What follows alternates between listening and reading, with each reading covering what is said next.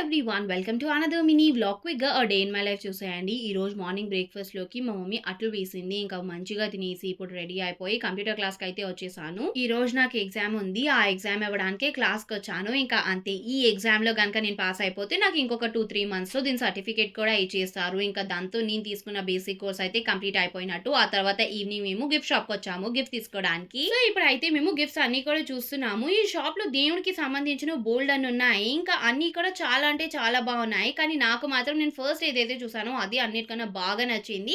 ఇంకా అది తీసుకున్నాము. కానీ దానిలో వేరే ఒక కలర్ తీసుకున్నాము. ఇంకా గిఫ్ట్ తీసేసుకున్న తర్వాత మా ట్యూషన్ సార్ దగ్గరికి వెళ్ళాను. ఊరికే జస్ట్ కలుద్దాం అని చెప్పేసి.